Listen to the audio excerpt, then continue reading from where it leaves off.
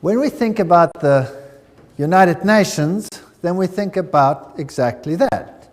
An organization, a political organization bringing the nations together. And that sounds like something commendable. And the question is that all that there is behind it?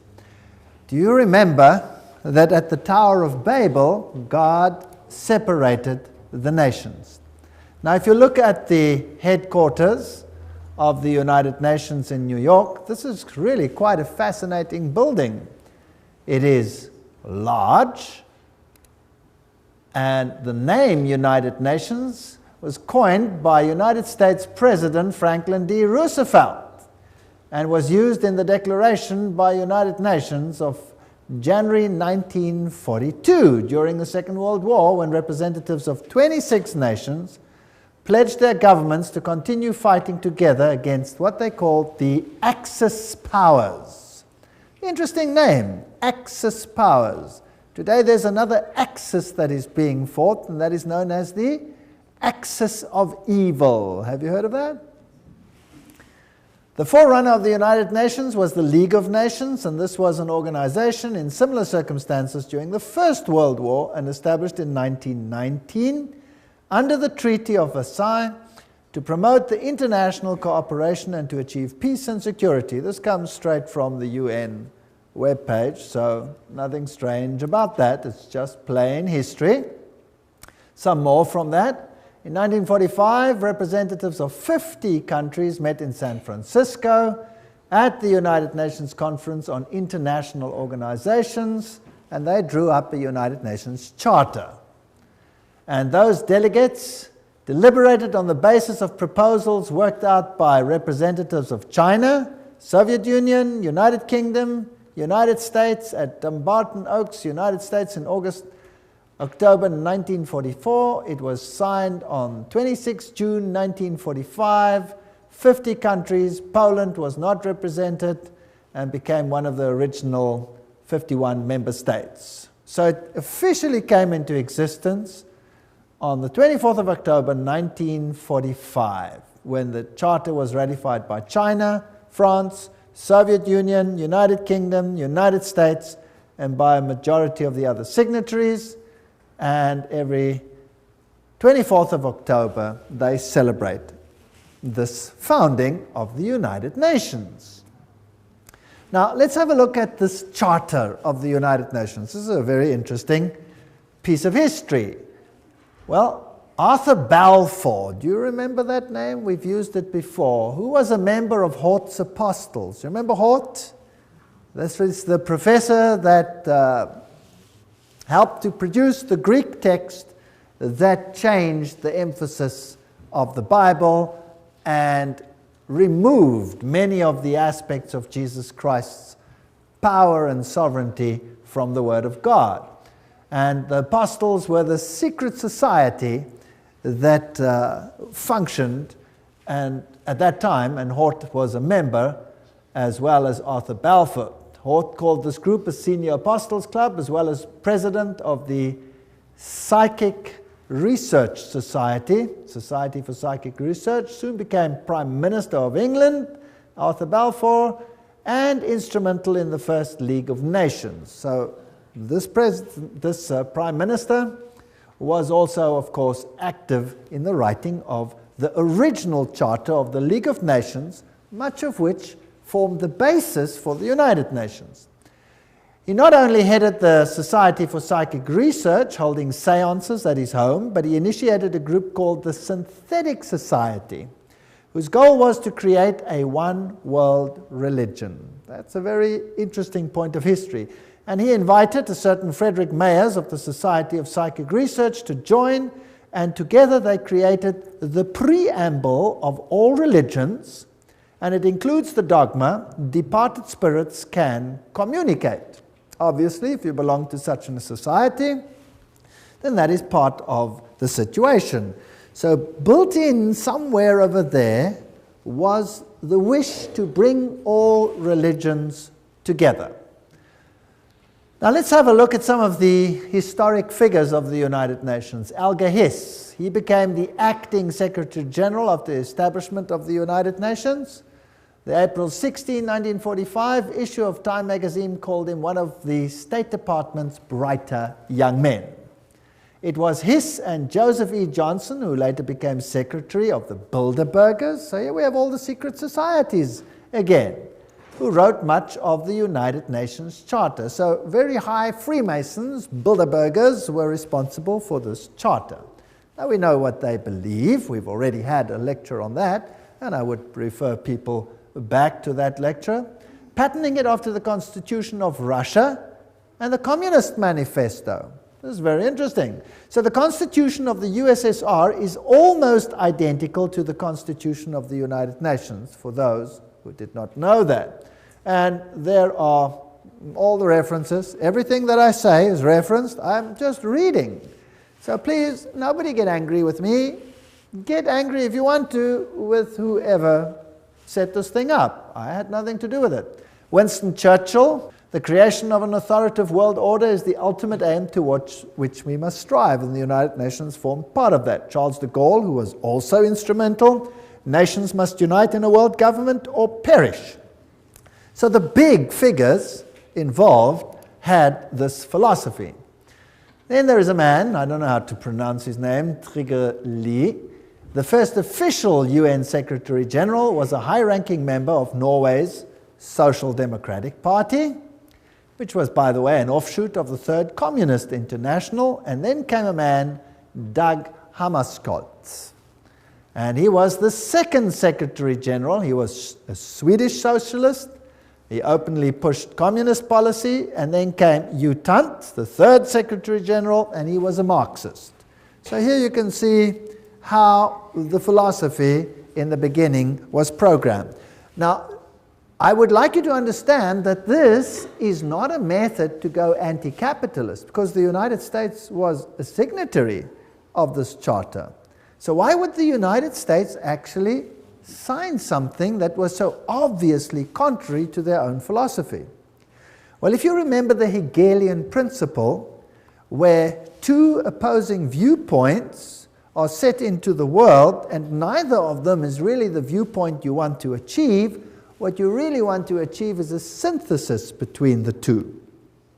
So what you see actually is you see socialists in the overriding capacity of Secretary Generals, although whether they have Marxist leanings or capitalist leanings at that level doesn't make any difference.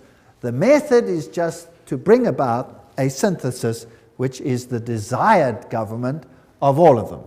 So out of this chaos, you eventually get whatever you want. Now, U Thant, he was, of course, one of the earliest Secretary Generals. He said, "World Federalists hold before us the vision of a unified mankind living in peace under a just world order. The heart of the program, a world under law, is realistic and attainable."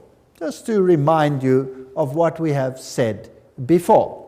And of course, behind the scenes, always you have the papacy. As you can see in all of these lectures, the papacy always very heavily involved. Here is Pope Paul VI with Secretary General U Thant. Now this man was a Marxist. Or let's rather put it this way. Publicly, he pushed a Marxist agenda. But if he was a true insider, then he had neither agenda, and this was just for an appearance sake, as Hegel also said. So it is not surprising that here we have a handshake with another Secretary General whose name was Waldheim. Now, what was the agenda, or what was the political view of Waldheim? Anybody know? He was a Nazi. Yes. So you can see the Hegelian philosophy coming out here. There you have Marxism, antithesis. There you have Nazism, thesis, in between, synthesis. So it didn't really matter which of the philosophies they espoused, as long as the end result was the same. Pope Paul VI, by the way, is the first one to introduce this bent cross or broken cross. Let's read about what this means. Pope Paul VI wrote a papal encyclical that called on the nations to abandon sovereignty to form a world government. So the Pope himself was behind this and actually called for such a government. And about this twisted cross, here's the quote for you. Paul VI made use of a sinister symbol used by Satanists in the 6th century that had been revived at the time of Vatican II. This was a bent or broken cross on which was displayed a repulsive and distorted figure of Christ, which the black magicians and sorcerers of the Middle Ages had made use of to represent the biblical term mark of the beast. Interesting quote. Yet not only Paul VI, but his successor, the two John Pauls, carried that object and held it up to be revered by the crowds, who had not the slightest idea that it stood for Antichrist. So that's a quote that's very interesting about the broken cross and what it stands for. So these are the figures behind, or the movers of the United Nations. A pope calling for such an order, the Secretary Generals picking it up, reiterating it on both sides of the political divide so that it would seem fair to both sides of the philosophy. Now, what about the spiritual aspect? There's one interfaith organization that is called the Temple of Understanding. And it has a newsletter which is called World Goodwill Newsletter. Founded by Juliet Hollister in 1960, the Temple of Understanding has one of its goals the creation of a spiritual United Nations. In its work to promote understanding between religions on the basis of the oneness of the human family. Sounds good. The temple has numbered among its members and supporters such influential world servers as U Thant himself. Well, there's the Secretary General. You can't go much higher than that. Eleanor Roosevelt. That's interesting. Thomas Merton, Jawaharlal Nehru, Anwar Sadat, Radhakrishnan, in addition to the main center of New York. So these are the top movers. So this is not some sort of little organization operating somewhere in the wings. This is a hub organization. And from where did they operate? Well, they were based at the Cathedral of St. John the Divine. That must be getting pretty boring by now, right? Always the same thing. The temple has active chapters in India, in the UK, representatives in Africa, Latin America, Asia, Middle East. This is a universal movement to bring all religions together. Now let's have a look at this interesting cathedral. There it is, the Cathedral of St. John the Divine. The cathedral is located at the 112th Street in Amsterdam Avenue, 1 block east of Broadway, the largest cathedral in the world. That's also interesting. The Cathedral Church of St. John the Divine in New York is the mother church of the Episcopal Diocese of New York and the seat of its bishop. Remember, that's where they had the female Christ and where they have the issue of ordaining homosexual bishops, and all kinds of interesting stuff happen at this episcopacy. Right, a little bit more history. Jim Garrison, president of the New Age Gorbachev Foundation, which was this foundation that was founded by Gorbachev in New York. He said, we are going to end up with the world government. It's inevitable. There's going to be conflict, coercion, and consensus. That's all part of what will be required as we give birth to the first global civilization. So that's the agenda that they have. Philip Jessup, a CFR member, World Court Justice, pretty high up people, writes, I agree that national sovereignty is the root of all evil. So nations will obviously have to relinquish their sovereignty to this organization without it appearing as if they're doing so. The Humanist Manifesto, 2 states, we deplore the division of mankind on nationalistic grounds. We have reached a turning point in human history where the best option to transcend the limits of national sovereignty and to be moved towards building a world community. That's Humanist Manifesto 1 and 2. These are the official documents. Now this is a very interesting man, Robert Mueller. He's the former Assistant Secretary General to the United Nations, but he is today the mover in the spiritual field within the United Nations. He's also called the prophet of hope of the United Nations.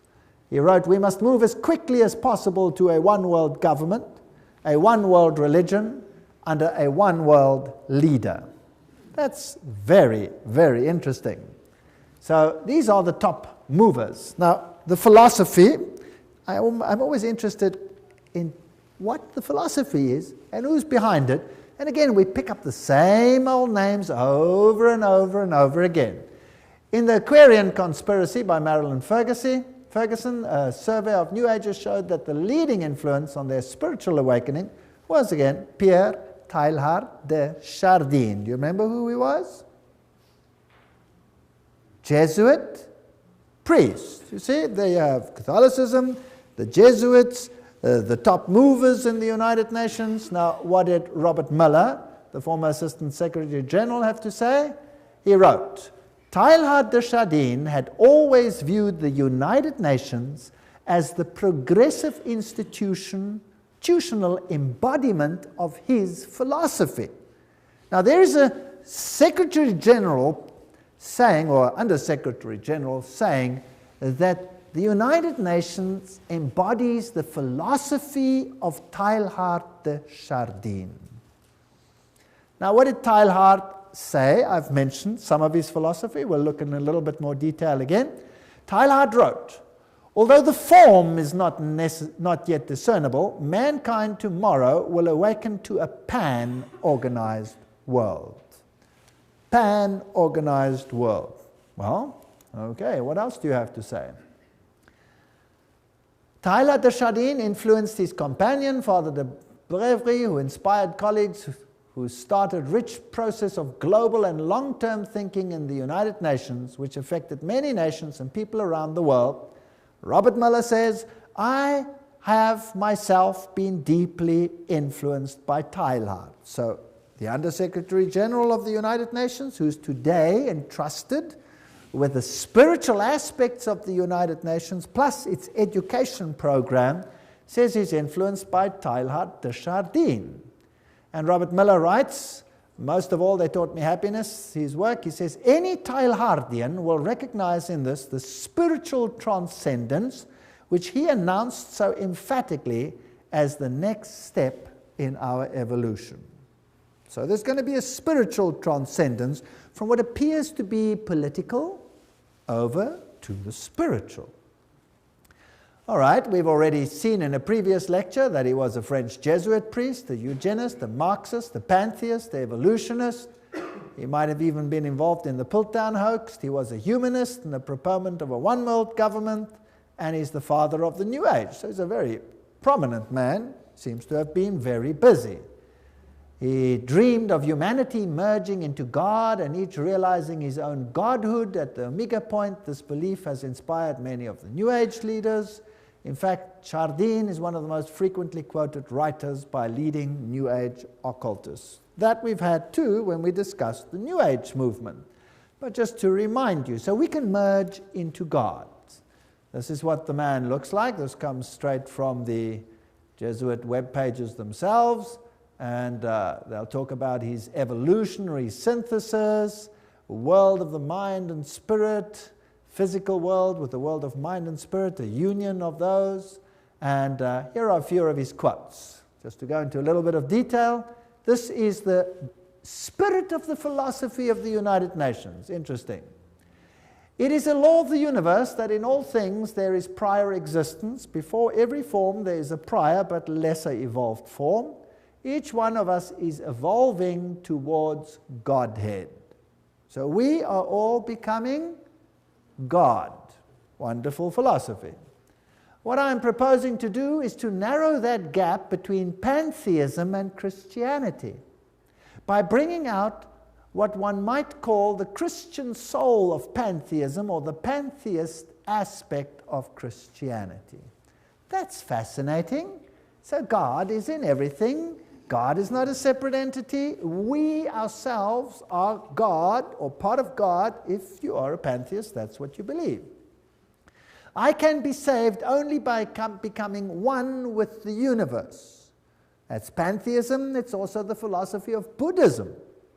I believe the Messiah whom we await, whom we all without any doubt await, is the universal Christ, that is to say, the Christ of evolution.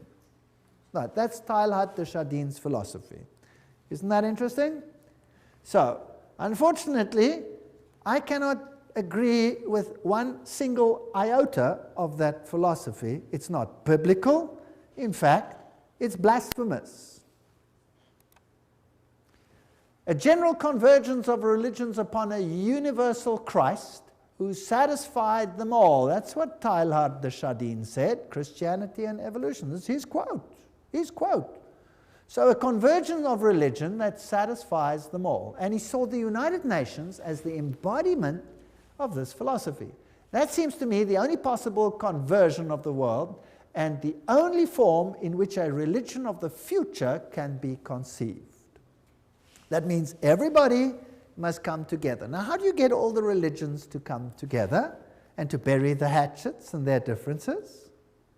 You create a pain of separation, chaos, that exceeds the pain of unity.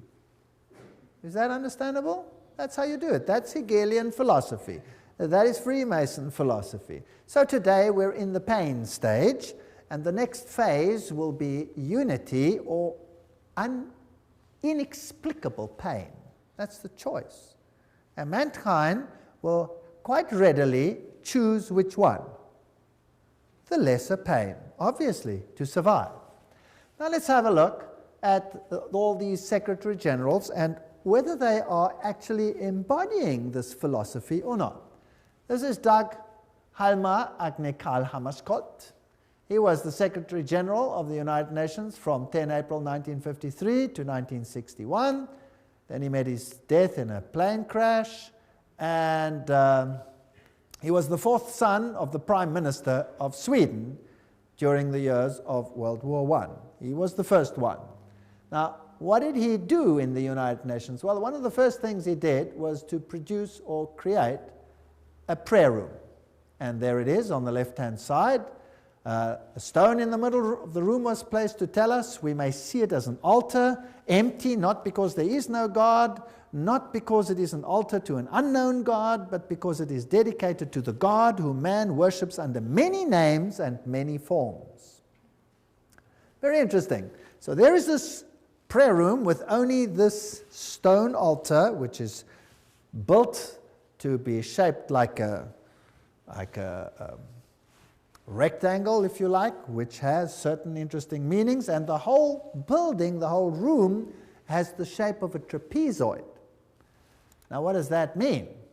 Well, there's also an all-seeing eye, and that symbol that we see over here amongst the Hittites is also the symbol, if you look carefully, of the United Nations, which has the laurel wreath and which has the face up there, which is just replaced with the earth. Now, perhaps the best way to comprehend what the all-seeing eye represents is to examine the architecture of the meditation room of the United Nations building in New York. The meditation room is shaped as a pyramid, a trapezoid. Without the capstone, inside the room is dimly lit, but coming from the ceiling is a narrow but concentrated pinpoint beam of light which radiates down to a bleak stone altar. On the wall straight ahead is a breathtaking modernistic mural that is dynamically endowed with occult symbolism, containing 27 triangles and various configurations, a mixture of black and white and colored background and a snake-like vertical line. At the center is the all-seeing eye, which grips the millions of annual UN visitors with its stark beckoning image of suspicion and omnipresence. This is the quote from Tex Mars. And some more quotes. The meditation room faces north-northeast. To enter the room, one must proceed from darkness into light. Indeed, the middle order of the Satanic Brotherhood is called the Order of the Trapezoid. That's very interesting. And Anton LaVey, who is the founder of the Church of Satan, refers to an occult principle known as the law of the trapezoid. So we seem to have a very occult room here, which is dedicated to a god that can be served under any name. The one that I know has one name. One name. One could tell several moving stories, writes Robert Mueller, the spiritual godfather, if you like, of the United Nations and the former Under-Secretary General. One could tell several moving stories of the spiritual transformation of the United Nations has caused to the point that this little speck on earth is becoming holy ground. For example, the rational intellectual economist Dag Hammarskjöld found God at the United Nations and inspiration for his work as a world servant in the mystics of the Middle Ages. Oh, so he didn't find it from the Bible, he found it where? From the mystics. Towards the end of his markings overflow with spirituality and mysticism. There you are, the words of the United Nations themselves, or their representatives, telling us how this inspiration came about. Now let's go back a little bit to Foster and Alice Bailey. These were Alice A. Bailey, the one who received dictated messages from Dwal Kul and who is known as the prophetess of the New Age. They started a group called World Goodwill, an official non-governmental organization within the United Nations. The stated aim of this group is to cooperate in the world of preparation for the reappearance of the Christ. So the United Nations, in other words, is an organization preparing to get all the governments together, yes. But that is just on a political level. The agenda behind it is to bring all the religions together and to prepare it for the coming of Christ. Which Christ? Not Jesus Christ, but the cosmic Christ, because Jesus Christ is not coming, as we will see in a future lecture, to do what they think is going to happen. Their Christ wants to have a kingdom here on earth, but God says, my kingdom is not of this earth. Now, let's have a look at this man, Robert Mueller. There he is, Dr. Robert Mueller, former Assistant Secretary General of the United Nations, Chancellor of the United Nations University of Peace, and he's chairperson of the Peace Party 2000. He's a very prominent man. What does he write? Robert Mueller. Decide to open yourself to God, to the universe, to all your brethren and sisters, to your inner self, to the potential of the human race, to the infinity of your inner self, and you will become the universe. You will become infinity, and you will at long last, you will be at long last your real, divine, stupendous self. There you have the same philosophy. So what is he saying? That we can become gods. All right, so that is the mover and the shaker of the philosophy of the United Nations. Robert Mueller writes in World Core Curriculum the following. Now this is stunning. The underlying philosophy upon which the Robert Mueller School, now what is the Robert Mueller School? We'll have to come to that. Robert Mueller School is the education program for the entire world as will be enforced by the United Nations. That's scary. Let's read on. The underlying philosophy upon which the Robert Mueller School is based will be found in the teachings set forth in the books of Alice A. Bailey. Hello? The books of Alice A. Bailey were published originally by Lucifer Publishing Company, which, because of all the flack, they changed to Lucis Trust. Isn't that correct?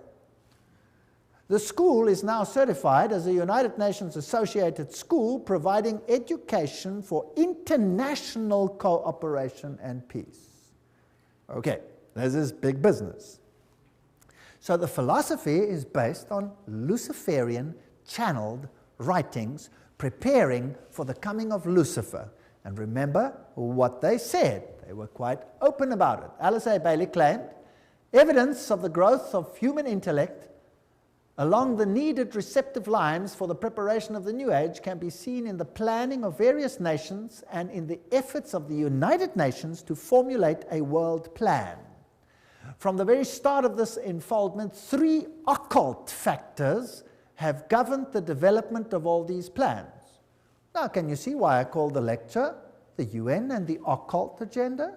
Because Alice A. Bailey says there were 3 occult plans, and Robert Mueller says, yes, we follow the writings of Alice A. Bailey.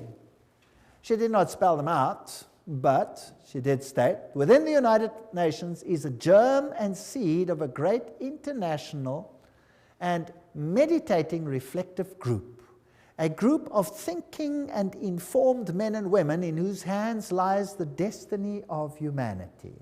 Ooh. This is largely under the control of many fourth-ray disciples, if you could but realize it, and their point of meditative focus is the intuitional or Buddhic plane, the plane upon which all hierarchical activity is today to be found. That's about as occult as you can get. What she is saying is that the inner core of the United Nations is controlled by people who are under the control of Lucifer. That's what she's saying. She's saying it's demonic. And it's out of her words, not mine. I'm just reading. That's what's such fun about all of this. Helena Petrovna Blavatsky, founder of Theosophy. She was the forerunner, of course, of the Bailey books. And Theosophy was then taken over by Annie Ward Basant over here, and then taken over by Alice A. Bailey. And here is the great invocation that has to be read and learnt by every child in the future. From the point of light within the mind of God, let light stream forth into the minds of men, let light descend on earth. From the point of love within the heart of God, let love stream forth into the hearts of men. May Christ return to earth. But this Christ is not Jesus Christ. From the center where the will of God is known, let purpose guide the little wills of men. Oh, how neat. It's so derogatory. The purpose which the masters know and serve. What arrogance. From the center which we call the race of men, let the plan of love and light work out, and may it seal the door where evil dwells. This is interesting. Which door is to be sealed where evil dwells? Well, if you know occult science, you'll know that they call light darkness and darkness light, and they say that Jesus is the evil one. We read all those quotes when we did the lecture on that issue. May it seal the door where evil dwells. Let light and love and power restore the plan on earth. Restore what plan? Restore whose plan? And who made it so that it is not restored? Well, who separated the nations? God separated the nations. What is the focus of the United Nations to? Unite the nations. So they want to restore that which the, in inverted commas, evil one happened to mess up with one brilliant move of confusing the languages. Well, just goes to show, one word of God and is confused for 4,500 years. Who's really in control here? Well, here's Annie Basant in her 33-degree Freemason regalia. Co-Masonry, you remember we dealt with this issue.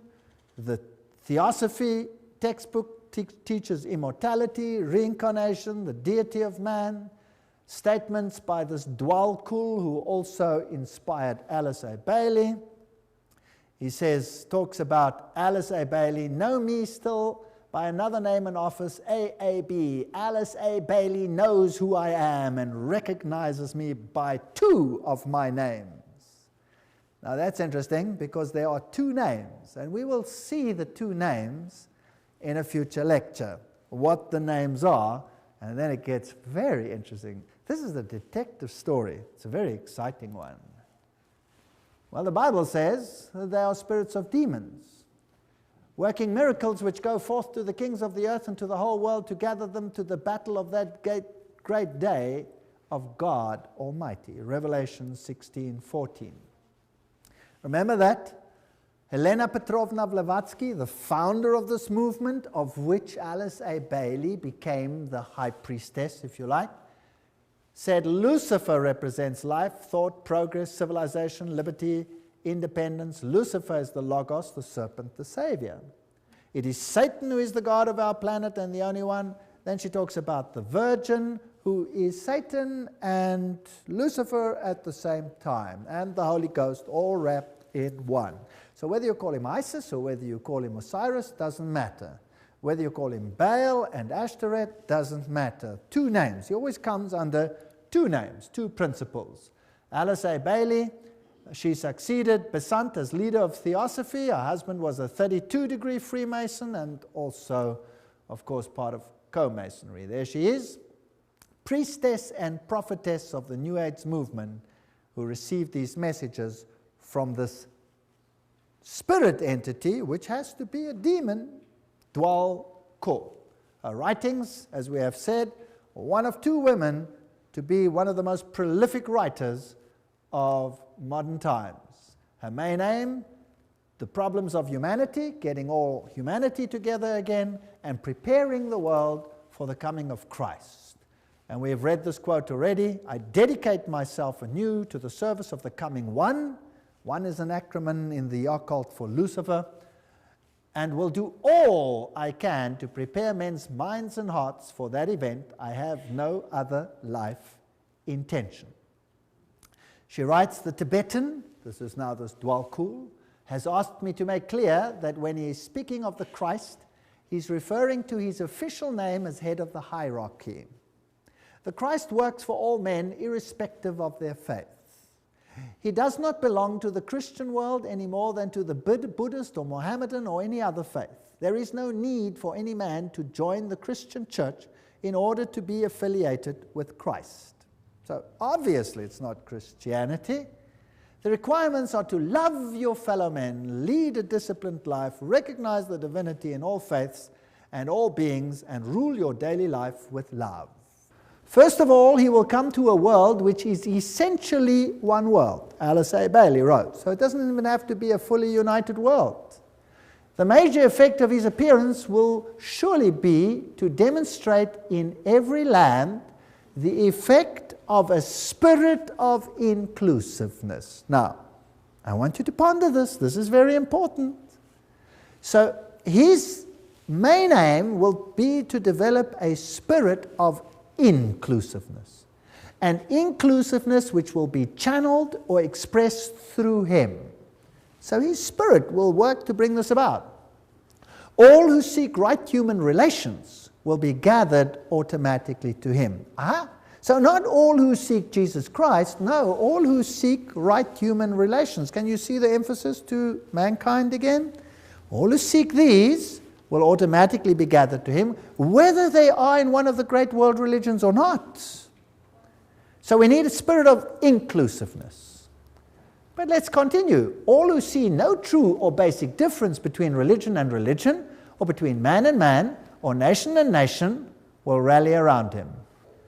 Now, those who embody the spirit of exclusiveness and separateness will stand automatically and equally revealed, and all men will know them for what they are. Oh, nice. What does the Bible say on this issue? The Bible says, come out and be separate. The Bible asks for a spirit of separateness. The United Nations, by its very nature, has no option but to ask for a spirit of inclusiveness. But now, what if the high movers behind the scenes are actually occultists and Luciferians? Wouldn't that be kind of scary? Because who would be the head honcho of the team then, behind the scenes? Satan. Satan would be the head honcho. He would be the main guy. Now the trouble is, this difference. Those who say, come out and be separate, they're going to be in trouble. Those who say, well, let's be inclusive, they'll be okay. The reply comes with clarity. He will come unfailingly when a measure of peace has been restored. We don't have to have world peace, just a measure of peace. Alice A. Bailey continues, the major required preparation for the coming of the Christ is a world at peace. However, that peace must be based on an educated goodwill, which will lead inevitably to right human relations, and therefore to the establishments on lines of light between nation and nation, religion and religion, group and group, man and man. So the only way we're going to have this community is by putting everybody into the melting pot and becoming one. That means giving up your differences.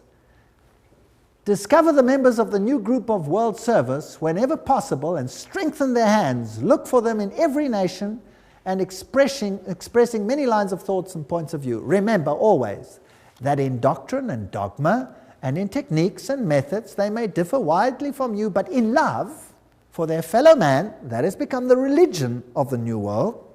Not love for God, love for the fellow man. In practical goodwill and in devotion to the establishment of right human relations, they stand with you. They are your equals and can probably teach you much. So forget all about the religious differences. Promote ceaselessly the work of world goodwill so that every nation may have its own group of men and women dedicated to the establishment of right human relationships. The whole power has to shift to man rather than to God. It is on the foundation of this teaching that Christ will raise the superstructure of the brotherhood of man for right human relations on expression of the love of God. And this is all we hear in the sermonizing of the New World. What is important is right human relations. What is important is that we accept one another as we are. And it goes on and on and on and on. But faithfulness to God, biblical principles, no, they have to be given up. Share International says, but the day will dawn when the vision of the United Nations will save the world, and when the reality of the United Nations starts bearing fruit, then the breath of immortality will be a living reality on earth. And there is the spiritual leader of or the present priest, if you like, in the United Nations, the Hindu Sri Chinmoy. He says the United Nations is the way to oneness that leads to the supreme oneness, capitalized. It is like a river flowing towards the source, the ultimate source. And the United Nations becomes for us the answer to world suffering, world darkness, world ignorance. The inner vision of the United Nations is the gift supreme. And this will be realized no matter how many years it takes. The Dalai Lama says in the sphere of international relations, the sense of greater shared responsibility is particularly needed. Today, when the world is becoming increasingly interdependent, the dangers of irresponsible behavior have dramatically increased. Unless we realize that we now are part of one big human family, we cannot hope to bring about peace and happiness. So all the world leaders are saying these things. And the United Nations, with its symbolism of this ancient laurel wreath around a globe, is nothing other than the emulation of an old pagan ideal, which Lucifer once more wants to realize in the world that we live in today. As we have seen, the symbol of the United Nations is very similar to the old Hittite symbol, where you had in the center the face of the sun god, and now you just have a web, if you like, a spider's web, which is the symbol of Lucifer, and the encompassing earth. And of course, the laurel wreath was a symbol of all the ancient deities. So we find all for one, all together now, we are the world, was the 50th celebration of the United Nations. The New Age agenda was to merge God and nature. That's what Teilhard de Chardin, the father of the philosophy of the UN, said. We must become pantheistic, eradicate male-female distinction, world peace, nuclear disarmament, one world government, one world religion. The organizations leading up to this, the United Nations, of course, Council of Foreign Relations, Trilateral Commission, Bilderbergers, Gorbachev Foundation, and the Club of Rome. And they've already put up a constitution which is known as the Constitution for the Federation of Earth. So we already have a world constitution. Now, obviously, if you want to bring about a situation like that, you have to influence the education of the world so that the mindset and the thinking of people is changed. So education is a very important point. This comes straight from their own web pages. Wow, you cannot say this is hearsay. It comes straight from them, unol.org. The world will not change and find peace if there is not a new education. Utant, former Secretary General of the United Nations. We need a new education. The old one's no good. The former director of the World Health Organization, Dr. Brock Chisholm, of course that's also a United Nations organization, says, to achieve world government, it is necessary to remove from the minds of men their individualism. That's kind of scary, don't you think? Loyalty to family traditions. Oh, that's even worse. National patriotism and religion's dogmas.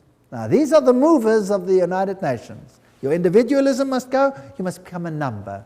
Just doing what the state says. This is Marxism. The state is supreme and you are nothing but the catechumen, a goyim, or nothing. And you must give up your individuality. Now let's have a look again at this man, Robert Mueller, philosopher, prophet of hope, top-level global statesman, and what a mighty man. He's the Chancellor of the University of Peace, created by the United Nations. He is the creator of what is known as the World Core Curriculum. That says everything.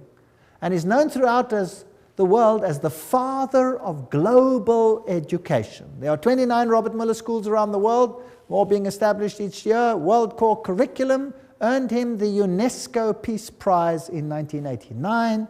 He has recently drawn up a framework for world media coverage. What you see on your television is what you're supposed to see, not what you should see. As a public service, as well as a framework for planetary and cosmic consciousness. Wow, so your mindset, your cultural mindset must be changed, your framework for the arts and culture. These are occultists speaking. After all, he said so himself. He says he follows Alice A. Bailey. He's the author of the World Core Curriculum. What does that do? Everything is a quote. Steer our children towards global citizenship, earth-centered beliefs, socialist values, the collective mindset, which is becoming a requirement of the 20th century workforce. Your children will have to be modified. We are living in a frightening world. Robert Mueller, what does he write about a World Core Curriculum? He says a World Core Curriculum might seem utopian today, but by the end of the year 2000, have we passed that? Yes. It will be down-to-earth daily reality in, what does it say there? All the schools of the world. Now, believe you me, I have been in the education system. I officially left the education system 1 month ago. And what I have seen in the last few years, the changes are hair-raising. Hair-raising. If that is what is awaiting us, then God help this world. We've already seen, he says, the philosophy is based on Alice A. Bailey. And World Core Curriculum, this is unol.org, that is their own one. What is their teaching? Our planetary home, place in the universe, our place in time, that's all the evolution stories. The family of humanity, that's global humanity, the miracle of individual life, and the coordinating centers of the world, where they all are, the Robert Mueller Schools International. What do they teach? Well, they have, for example, the Shaman Institute, and they have all these nice, interesting occult signs for all the things that they stand for. Eleusis, the all-seeing eyes, humanistic psychology. This is one of the Robert Mueller School's teaching points. Here is Franco, a shamanic facilitator, astrology, sacred circle operator, author of Initiation and Astro-Shamanism. He talks to inner guides. What else? He says the workshop offers practical tools for journeying into ecstatic dimensions, beyond conventional time. He says the program includes shamanic journeys, drumming, ceremonial sharing, soul retrieving, connection with guides and spirits. This is spiritism of the worst kind. This is forbidden in the Bible. No wonder the Bible is not part of this organization's book. Robert Mueller says, at the world level, the UN has adopted a world economic development strategy.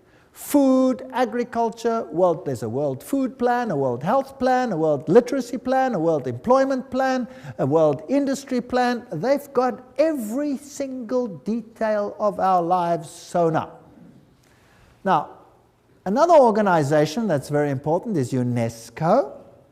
And let's just look at UNESCO. It's a sub-organization of the United Nations. Julian Huxley is the former director of UNESCO.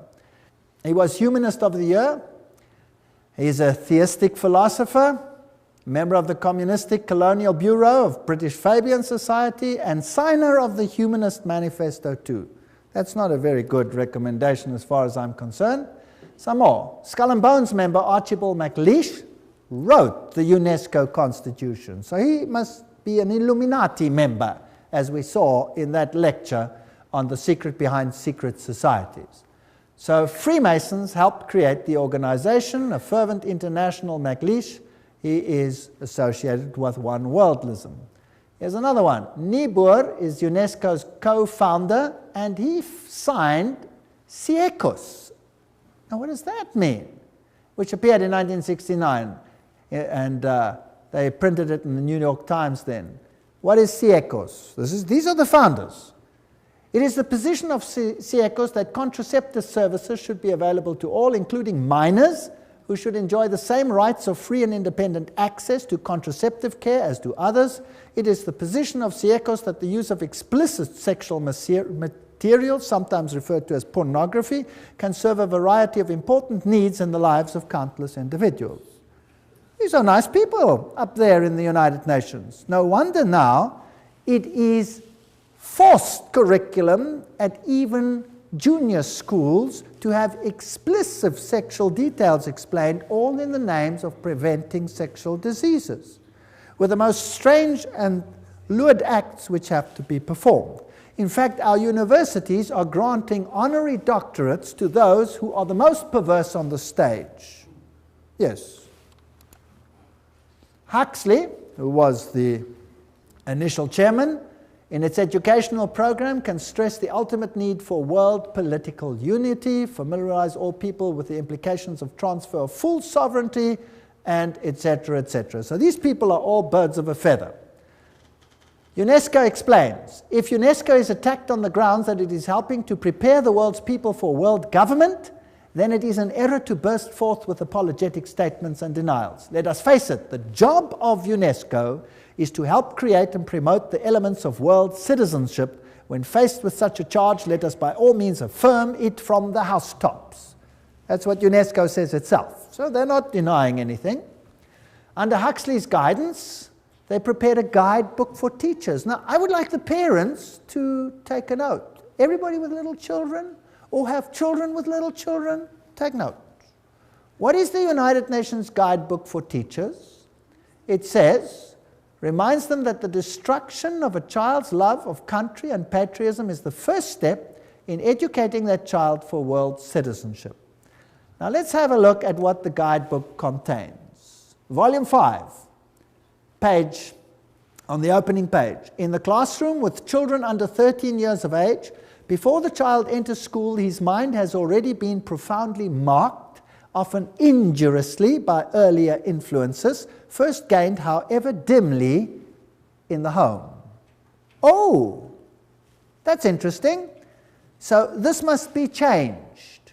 Who is putting these thoughts into the minds of children then? The parents. That must be changed. So UNESCO's aim is to change the mindset of your children, to turn it against any values that the parents might instill in the mind of that child. Isn't that breaking the fifth commandment, yes or no? Honor your father and your mother that you may have a long life. Isn't this breaking the fifth commandment? I think it is. On page 8, the teacher is told, the kindergarten or infant school has a significant part to play in the child's education. Not only can it correct many of the errors of home training, but can also prepare the child for membership at about age 7 in a group of his own age and habits, the first of many such social identifications that he must achieve on his way to membership in a world society. Aha, the kindergarten. So now, the governments of the world are saying, you must send your kids to school earlier. Did you know that? That the governments are beginning to say that? And England now passed a rule when? This year. This very year. Guess when kids go to school from this year onwards in England? Age 3. Yes, age 3. You have to send them to preschool. That's nice, and the mothers love it because they don't have to take care of the kids. But who's controlling the mindset of the kids? And who's behind it? Occultists. Page 58 of the guidebook to teachers says, as we have pointed out, it is frequently the family that infects the child with extreme nationalism. The school should therefore use the means described earlier to combat family attitudes. Now, nationalism is not their ultimate game. What is their real game? Religion. Religion. Volume 5, page 11. In our view, history and geography should be taught at this age at a universal history and geography. The study of history raises problems of value which are better postponed until the pupil is freed from nationalist prejudice, which is present surrounds the teaching of history. So the whole mindset of the child must be changed in the teaching program, and this is UNESCO's aim. Not a very, well, noble aim, I don't think, because the authority of religion and parents, especially Christian religion, will be undermined. Now another organization comes in, this is called the Finhorn Organization, and they promote ecological health and prosperity. Have you heard much about ecology in the world today? Yes. Now again, we have to find the links. You always have to do some detective work. Because Francis, this is Francis of Assisi, connected with nature, Pope John Paul II named him the patron saint of ecology. Now, St. Francis was the roommate of Ignatius Loyola, the Jesuit founder, just for interest's sake. It is on St. Francis Day that thousands of people flock to St. John the Divine, oh, how boring, Cathedral for the blessing of the beasts. Also, occultist Robert Mueller, that's now the Under-Secretary General of the United Nations, former one, informs us that Francis has been declared patron saint of the United Nations. The Pope does it, United Nations follows. Who's really in control? The Pope. And there he is. If you want to, you can pray to him. If you don't want to, you can ignore it. The UN Secretary General Youth Hunt formed the organization Planetary Citizens with New Age activist Donald Keyes. Now we're getting the links. There's the top man of the United Nations with Donald Keyes. Planetary Citizen is now a global government organization within the UN specifically devoted to preparing people for the coming of a new culture. Now, let's go on with Donald Keyes. He's together with Youth Hunt. Donald Keyes has been actively involved in Finhorn. Have you got the link? United Nations, Secretary General Youth Hunt, Donald Keyes, Finhorn. In Scotland and writes regularly for its magazine One Earth. Keyes wrote, "The New Age groups are focusing on entering a new stage, a world-related stage. They are becoming mature enough to begin to shoulder some of the load of humanity's burdens. The spread of New Age values as unifying yeast in the human loaf may be the critical ingredient for successful emergence from the 1980s onwards." Now let's see what Finhorn is all about. Here we go. Their logo is the flame of Lucifer. They use occult symbols, they use the lotus flower, they talk about divinely ordinary, divinely human. So what are they saying? We're God, and God spoke to me. Now who's that God that speaks to them? Well, let's ask their spokesman. This is David Spangler. There's one of his books, Parent as Mystic, Mystic as Parent. So this is what your education is going to do to your kids. Do you know that? David Spangler, co-director, spokesperson for Finhorn community in northern Scotland. That's what he looks like today. Let's see what he says. He writes in the Reflections of Christ, "The true light of Lucifer cannot be seen through sorrow, through darkness, through the rejection. The true light of this great being can only be recognized when one's own eyes can see with the light of the Christ, the light of the inner sun. Lucifer works within each one of us to bring us to wholeness. And as we move into the new age, which is the age of man's wholeness," they love that word, wholeness, "each of us in some way is brought to the point which are termed Luciferic initiation. The particular doorway through which the individual must pass if he is to come fully into the presence of his light and wholeness, Lucifer comes to give us the final gift of wholeness. So who are these people actually worshipping? Lucifer, directly. Lucifer prepares man in all ways for the experience of Christhood. Oh, we become Christ. And Christ prepares man for the experience of God. But the light that reveals to us the presence of the Christ, the light that reveals to us the path of Christ, comes from Lucifer. He is the light giver. He is aptly named the morning star because it is his light that heralds for man the dawn of a greater consciousness. David Spangler. There he says it, straight out. David Spangler writes, we can take all the scriptures and all the teachings and all the tablets and all the laws and all the marshmallows and have a jolly good bonfire and marshmallow roast because that is all they are worth. Okay. I don't think they like the Bible very much or the law of God. These are the movers and shakers of the United Nations. They're waiting for a new economic order. Well, I'm not going to go into those details. We affirm that the economy of all nations is a seamless web. They want to join it together, and a new international economic order. That's World Goodwill Commentary, all there by itself. We, the members of the United Nations, solemnly proclaim our united determination to work urgently for the establishment of a new economic international order. The whole world is going to be controlled at every single level by these people. A complete change in the world's financial and economic order is imperative. Benjamin Cream, spokesman for Maitreya. So, UN General Assembly says new international economic order. And so we have all these strange happenings. Buckminster Fuller says, don't give me any other job. Just let me be head of the World Food Authority and I'll have the whole world at my feet tomorrow. They're going to use food to create enough tension to make everyone accept this. Benjamin Cream also wrote, the industrialists, economists, administrators of great experience and achievement who with a hierarchy, that's a bunch of demons by the way, have worked out plans and blueprints which will solve the redistribution problems of the world when the political will is there to implement them. So that means when they start stealing from those who have and give it to all the others. Maitreya himself, this New Age Christ. The UN is the major hope of the world. In its interrelationships, we can see democracy writ large, the symbol for the expression of God's will that men call goodwill. With the advent of the Christ, this goodwill will bring all men and all nations into correct relationships and create the necessary circumstances for the expression of that synthesis which will be the outstanding keynote of the coming civilization. In this vast enterprise, the UN will play a major role. Remember Revelation 17?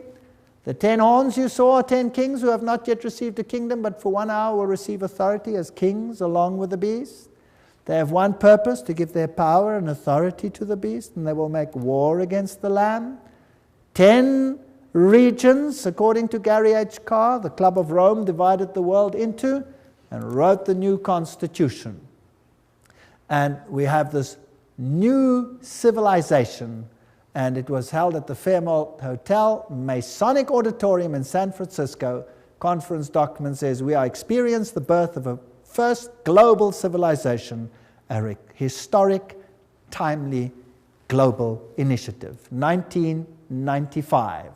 And there it was, and they were ready for it. CIA, NATO, MI5, CRI, all of these have occult symbols in them, which we don't have to go into details. The Trilateral Commission, the 666 is in the Federal Reserve. SSS, that was the original 6th letter of the Greek alphabet. F is the 6th letter of our alphabet. This all spells 666. Now, what about these world religions? Now, this is the crux of the matter.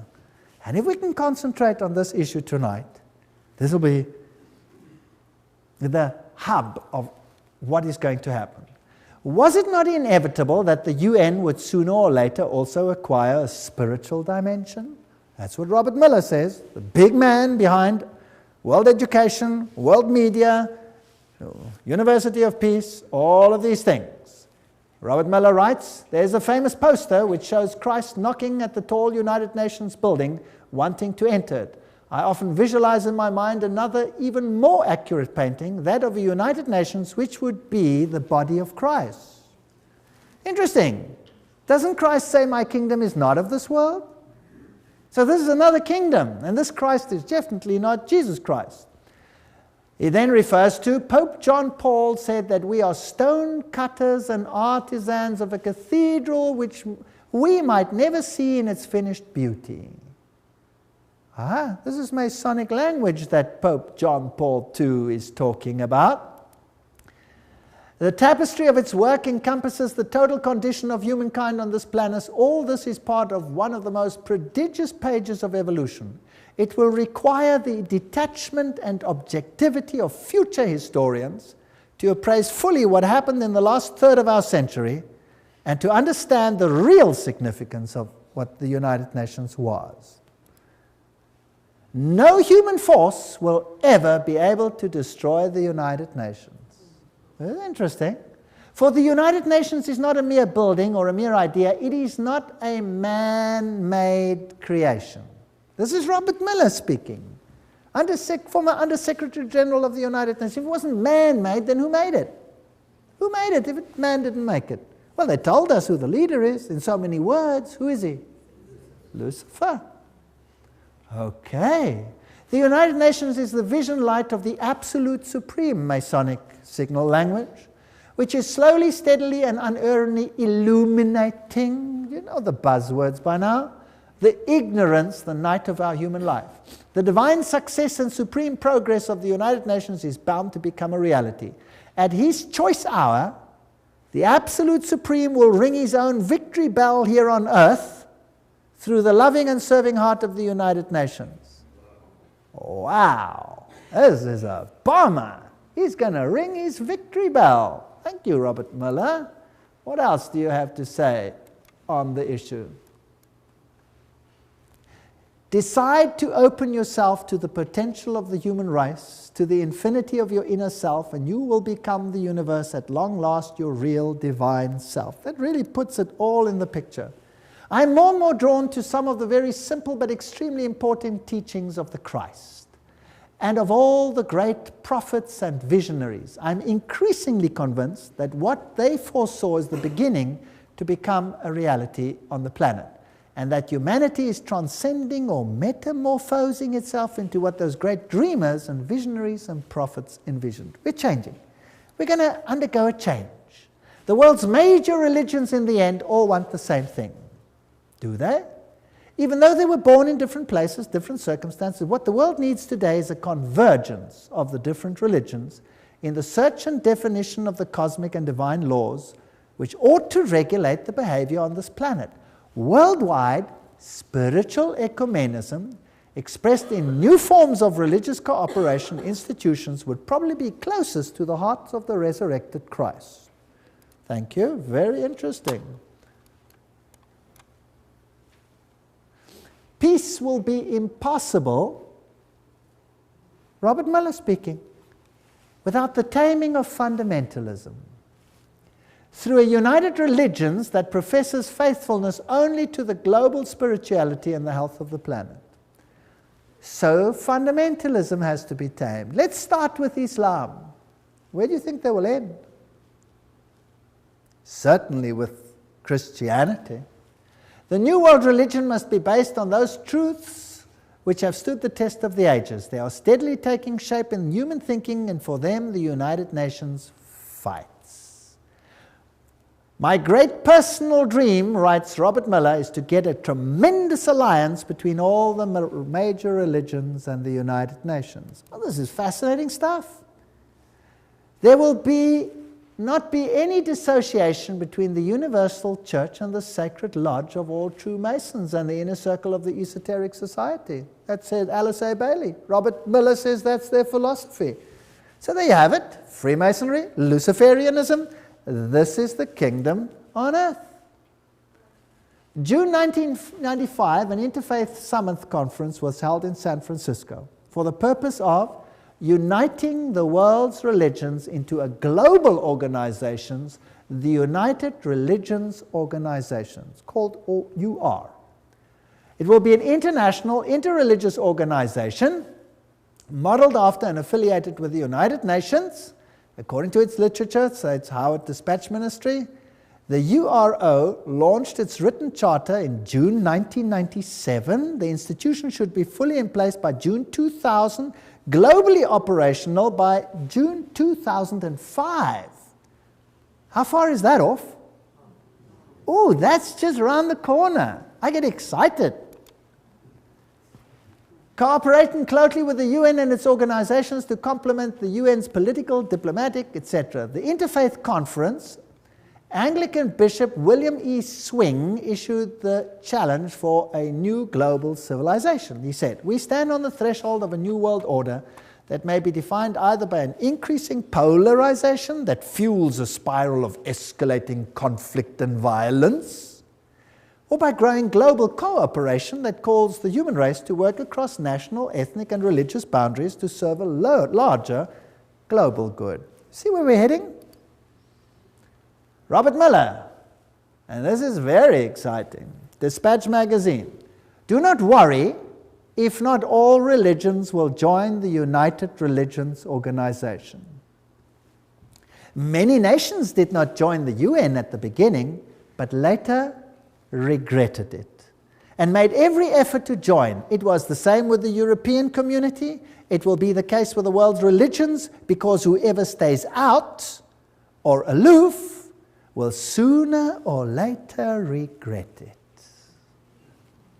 Wow. Now, that's fascinating. Where are we going? Sooner or later regret it. This man over here is Joseph Reed. He's the Under-Secretary General of the United Nations currently. And here he's speaking at a huge convention of Seventh-day Adventists. And he's going to tell them exactly who is going to be in control. Let's listen to him. I make this appeal because the United Nations is also your organization, our world organization, your United Nations.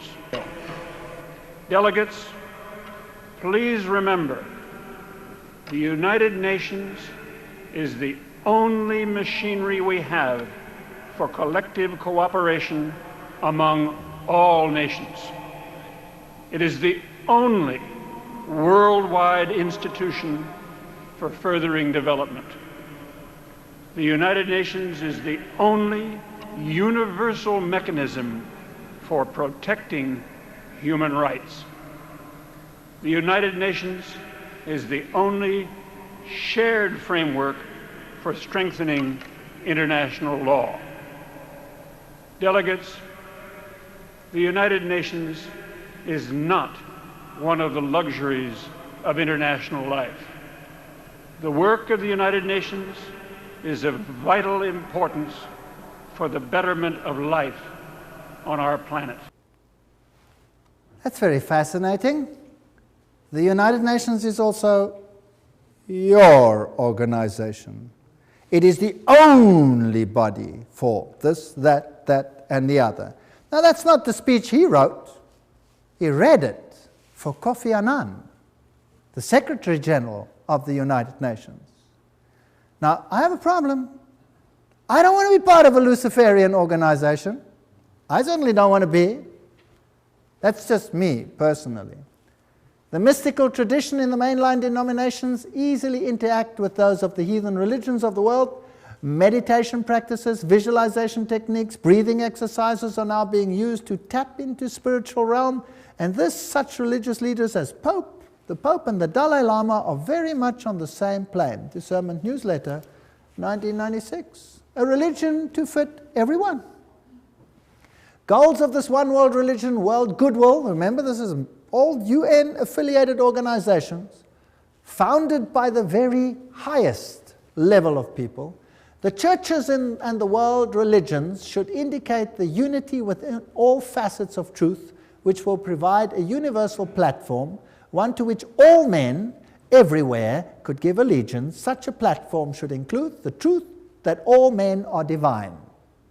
Thank you. Can we do that? Yes or no? I hope not.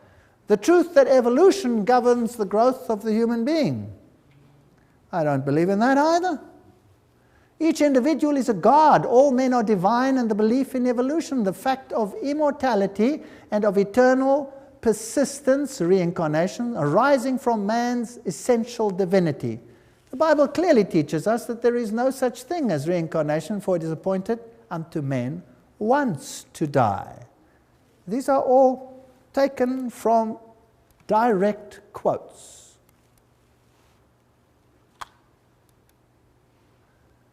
Preparation by men and women of goodwill is needed to introduce new values, new standards, and new attitudes, prepare for a coming world teacher, requirements of a new world order, and a reorganization of social structure. I want nothing to do with that. I want nothing to do with that. Alice A. Bailey writes, the same old formulas, the same old theologies, the same old interpretations are deemed adequate to meet men's modern needs and inquiries. They are not.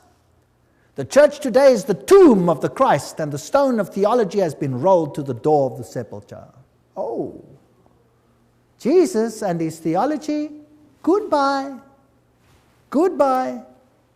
She writes, the day is dawning when all the religions will be regarded as emanating from one great spiritual source. All will be seen as unitedly providing one root out of which the universal world religion will inevitably emerge. Then there will be neither Christian nor heathen, neither Jew nor Gentile, but simply one great body of believers gathered out of all the current religions. That sounds nice. But whose religion will it be? They will accept the same truths not as theological concepts, but as essential to spiritual living. They will stand together on the same platform of brotherhood and of human relations. They will recognize divine sonship, will seek unitedly to cooperate with the divine plans. Such a world religion is no idle dream, but something which is definitely forming today. World Goodwill Letter, 1993, quoting it. These are United Nations organizations. So obviously, the world is going to move towards this unified platform, and there will be some who propagate a spirit of separateness. Is that correct? Can we see that emerging? And then there will be conflict. And Robert Mueller says that those who do not want to go along with this will sooner or later come to regret it. So obviously we're heading for a clash. Mueller also said, we must hope also that the Pope will come before the year 2000 to the United Nations, speak for all the religions and spiritualities on this planet, and give the world the religious view of how the third millennium should be a spiritual millennium, a millennium which will see the integration and harmony of humanity. Who must be the spokesman for this new world religion? The Pope. The plan is coming together. Revelation is unfolding. This is exactly what the Bible speaks about what will happen. Instead of becoming dejected and miserable, then lift up your heads and start smiling, because we're going home. This is exciting. The world's major religions must speed up dramatically their ecumenical movement and recognize the unity of their objectives and diversity of their cults.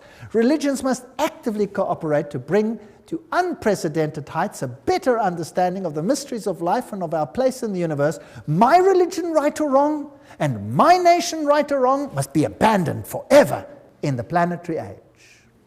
You're not allowed to say Jesus is the only way. It must be abandoned forever.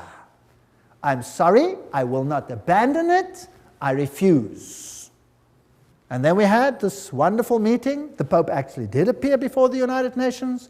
And then they came together in this massive rehearsal at the United Nations, where they formed this new ecumenical initiative funded by Ted Turner. And the whole world is gathering into one new religious pot under the United Nations. And I saw one of the heads, as it were, wounded to death, and his deadly wound was healed, and all the world wondered after the beast. Revelation 13:3. Joshua 24:15. And if it seems evil unto you to serve the Lord, choose you this day whom you will serve, whether the gods which your forefathers served that were on the other side of the flood, or the gods of the Amorites in whose land you dwell. But as for me and my house, we will serve the Lord. That's the decisions we have to make. Those are the issues before us. And the sad thing is, I'm not making this up. I'm just reading it off the screen.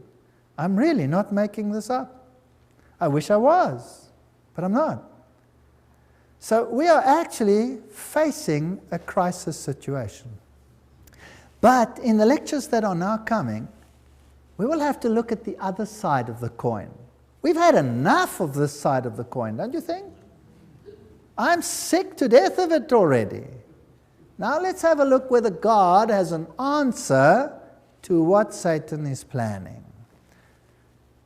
Now I had handed out another little card over here, and I've got a question on there. I'm beginning to see that the battle is not really political. Did you see that tonight? The battle is not really political, but religio-political. They want your allegiance and your mind. I see that the devil has it so set up that the whole world, and even if possible the very elect, are to be deceived and mesmerized by his devices. By God's grace, the second point, I do not want to be one of those that are deceived. I see that it is more than just being aware of the problem. I see that I will have to make a concerted effort to find truth and to become and remain undeceived. What is the only channel whereby we can find out the will of God? You tell me. The Bible. If God hadn't given us the Bible, we would be hopelessly at sea. Thank God, God gave us the Bible. What would we do without it? I wouldn't know where we're going. It would all seem logical. It would all seem okay. Everybody would be happy to climb onto this bandwagon, right or wrong. I want to know how Jesus will be victor in this controversy. All we've seen is Satan build up his kingdom. And that's exactly what the book of Revelation is about. I'm interested in learning more and to plan to attend the next lectures, because this is where the counter plan of God will start to be discussed. We're not going to go back to the Bible, and we're going to find out what God has in store for us. But if I could just be so daring as to ask, just show me your hands if you want to. Who sees that Jesus is being eradicated from the world plan? Who sees it? Wow, so there's a total onslaught on Jesus Christ. And we are just caught in the battle. Isn't that right? We're just caught in the battle. So what hope have we got of changing the status quo? None. None. If you think you can change this, forget it. We have no hope. Who is our only hope? Jesus Christ. He is our only hope. Without him, we are nothing. And that's why I can stand here today, because I know there's nothing I can do, but he can do something. He's even made it possible for me to stand here and speak to you. Isn't that great? All things are possible. Do you know that I've given these lectures in a Masonic hall? Yes. All things are possible. Absolutely amazing.